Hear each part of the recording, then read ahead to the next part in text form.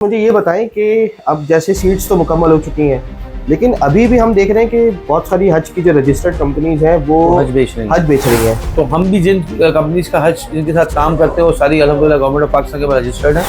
और अभी भी अगर कोई किसी ट्रैवल एजेंट के पास हज की सीट्स अगर वो शो कर रहे हैं तो मौजूद है इसमें क्या सब्स्टिट्यूट में पेमेंट में कोई डिफरेंस आता है या वही होती है? नहीं, डी कैटेगरी के पैकेज अभी भी अवेलेबल हैं।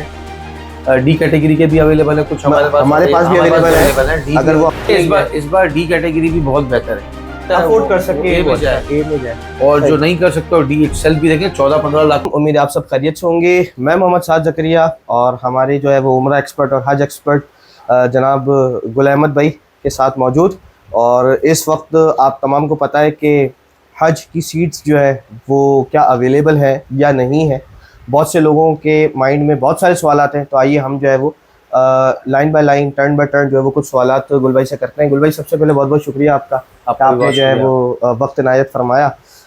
बॉस, मुझे ये बताएं कि अब जैसे सीट्स तो मुकम्मल हो चुकी हैं, लेकिन अभी भी हम देख रहे हैं कि बहुत सारी हज की जो रजिस्टर्ड कंपनीज हैं वो हज बेच रही हैं। तो इस पर जो है वो आपका क्या कमेंट होगा? अच्छा देखिए, इस वक्त जो गवर्नमेंट ने लास्ट डेट दी थी ना रजिस्ट्रेशन की, वो थी 17 अक्टूबर। 17 अक्टूबर। उसके बाद 5 दिन उन्होंने एक्सटेंड किया था 22 अक्टूबर। तो ये एक तो ये कि बहुत अर्ली है। आपको पता है कि बहुत पिछले सालों के मुकाबले में हज की रजिस्ट्रेशन ऑलमोस्ट कोई 5-5.5-6 महीने पहले ख़त्म हो रही है। बिल्कुल ऐसी है। तो बहुत सारे लोग जो थे जिन्होंने रजिस्ट्रेशन नहीं करा सके, किसी के फाइनेंशियल इश्यूज थे, किसी को पता ही नहीं चला, तो वह ये कि जिनके पास कुछ लोगों ने ऐसी करवा ली रजिस्ट्रेशन, या कुछ कंपनीज के पास कोटा बाकी रह गया, तो उन्होंने कुछ एंट्रीज ऐसी ही डाल दी होंगी डमी। क्योंकि इसमें होता ही है कि ऑब्वियसली किसी के अगर 50 सीट का कोटा है, उसकी बिकी 40 है, तो उसकी बाकी 9 या 10 ज़ाया हो जाएंगे। तो वो अपने स्टाफ की या किसी अपने रिश्तेदारों की एंट्रीज कर देते हैं। सही। तो इसके अंदर एक हमारे पास ऑप्शन होता है सब्सिट्यूट का। सही। जो सब्सिट्यूट का ऑप्शन होता है वो ऑलमोस्ट ये होता है कि आपको जो आपका हाजी है वो नहीं, सब्सिट्यूट किसी भी सूरत में, वैसे जेन्युइनली भी सब्सिट्यूट हो सकता है ना। इंसान बीमार है, 8 महीने है, अल्लाह ना करे, जिंदगी मौत का पता नहीं है। देखिए 8 महीने भी हैं, और दूसरा ये 2 महीने पहले भी किसी की जिंदगी मौत का नहीं पता, कोई बीमार हो जाता है, अल्लाह ना करे किसी को कोई एक्सीडेंट हो जाता है, बिल्कुल ऐसे ही, तो फिर वो तो नहीं जा सकता हज पे। तो उसका एक हमारे पास ऑप्शन होता है कि हम उसको सब्सिट्यूट करें किसी और के साथ। सही। तो ऑब्वियसली सब्सिट्यूट का मतलब है कि वो सीट वहाँ से खत्म हो जाएगी उसके नाम से और किसी और को अलॉट हो जाएगी। सही हो गया। तो ये सब्सिट्यूट की सीट्स इस वक्त बाकी है मार्केट में। तो इसमें फिर अगर जो लोग ख्वाहिशमंद हैं तो क्या वो फिर इस पे मतलब ऑथेंटिक है? जी। देखिए अगेन हमारी पहले वीडियोस में भी हमने बताया था कि जो हज के रजिस्टर्ड कंपनीज हैं, आपने सिर्फ उनसे ही काम करना है। सही। पैसे भी सिर्फ उन्हीं के अकाउंट में भेजने हैं जो गवर्नमेंट ऑफ पाकिस्तान के साथ रजिस्टर्ड है। सही। ठीक है। तो हम भी जिन कंपनीज का हज जिनके साथ काम करते हैं वो सारी अल्हम्दुलिल्लाह गवर्नमेंट ऑफ पाकिस्तान के पास रजिस्टर्ड है।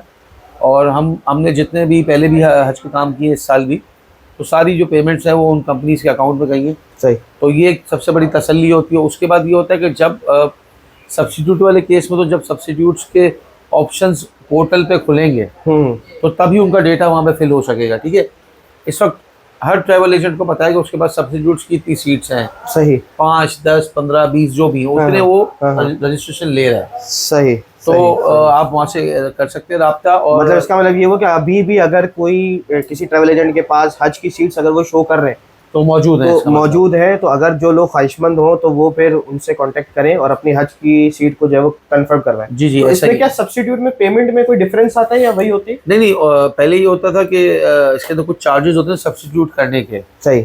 लेकिन ट्रैवल एजेंट्स वही पैकेज को, सेम पैकेज को बेच रहे हैं। सही। एक्स्ट्रा चार्जेस नहीं ले रहे। सही। और लेने भी नहीं चाहिए। सब्स्टिट्यूट को किसी और के साथ मसला नहीं है। यानी वो ट्रैवल एजेंट अपने ही कोटे को फुल करके उन्होंने डाली हुई चीज़, तो ये है कि उसी पैकेज के ऊपर आपको चीज़ें मिल जाती हैं।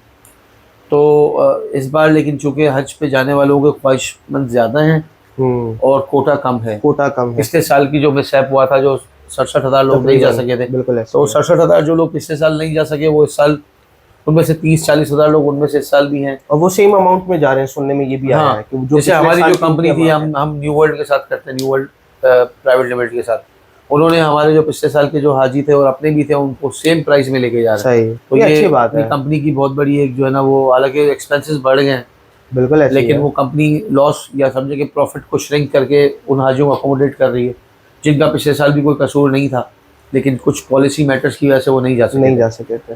तो मैंने इस अल्लाह साल ताला अभी से भी ए कैटेगरी और डी कैटेगरी मेनली इस मतलब पाकिस्तान में बी कैटेगरी बहुत कम थी, हम्म, तो ए और डी कैटेगरी के पैकेज अभी भी अवेलेबल हैं। डी कैटेगरी के भी अवेलेबल है कुछ हमारे पास, हमारे पास भी अवेलेबल है। डी अगर वो हमारे नंबर्स पे रब्ता करें तो उनको हर जी जी सीट्स मिल जाएंगी। बिल्कुल मिल जाएंगी इंशाल्लाह इस वक्त। और जिसमें जो आउट ऑफ पाकिस्तान जो हमारे पाकिस्तानी हैं ओवरसीज, वो बहुत लोग रब्ता कर रहे हैं मुझसे भी, और आप बता रहे हैं जी आपके जी घर जी में बहुत बिल्कुल लोगों ने ऐसे ही। रब्ता किया, तो उनके लिए भी हमारे पास सारी की सारी अकोमोडेशन मौजूद हैं। उनके लिए जो है वो समझे कि ओवरसीज के लिए भी एक पैगाम है कि अगर आप हमसे हज बुक कराते हैं तो आप विदाउट टिकट जो है वो टिकट के जो पेमेंट है वो माइनस हो जाएगी। अब वो टिकट अगर आप खुद से भी करवाना चाहें तो खुद या करवा हम लें, कर अगर सकते आप हैं। हमें कहेंगे तो हम करवा लेंगे, टिकट के ऊपर कोई इशू नहीं है। तो हमारे बाकी पास पूरा पैकेज जो होगा वो उनका ए as it is category same में होगा। ज़्यादातर जो है वो हमारे पास भी ओवरसीज पाकिस्तानी ज़्यादा हैं। ए कैटेगरी ही फिर रिकमेंडेड होती है जो अच्छा पैकेज अफोर्ड कर सकते हैं, तो वो लेकिन फिर देखिए A नहीं है। इस बार डी कैटेगरी भी बहुत बेहतर है। डी कैटेगरी में भी डी प्लस, डी जिसको डी प्लस कर प्लस का दिया नाम दिया है, उसके अंदर आपको सोफा कम बेड मिलता है। सही, फिर उसके अलावा आपके जो खेमों के अंदर एसी हैं वो प्रॉपर लगे वो हुए हैं। प्रॉपर लगे हुए हैं। पहले रूम कूलर्स होते थे आज से 2 सही। साल पहले। और उसके अलावा कुछ वो जो आपका खाना है उसकी भी थोड़ी सी क्वालिटी क्वालिटी बेहतर बेहतर हो गई है। सही। तो डी कैटेगरी भी बुरा नहीं है, लेकिन जो मतलब ये अफोर्ड कर सकता है अफोर्ड कर वो सके ए वो में अच्छा जाए, ए में जाए। और सही। जो नहीं कर सकते और डी इटसेल्फ भी देखें 14-15 लाख का डी कैटेगरी का डी पैकेज के, भी है, तो हाँ। 14-15 लाख भी एक बहुत बड़ी रकम है। बहुत बड़ी अमाउंट है। तो आप ऐसी है। अगर डी कैटेगरी को अफोर्ड कर सकते हो तो आपको डी में जाना चाहिए। सही।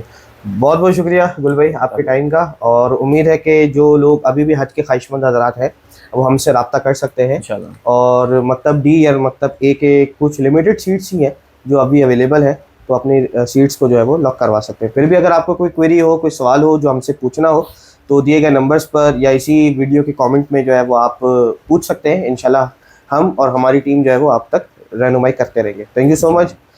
शेयर करें, सब्सक्राइब करें, लाइक करें, और अपने दोस्त अहबाब से भी इन इन्फॉर्मेशन को शेयर करें। बहुत शुक्रिया। अस्सलाम वालेकुम।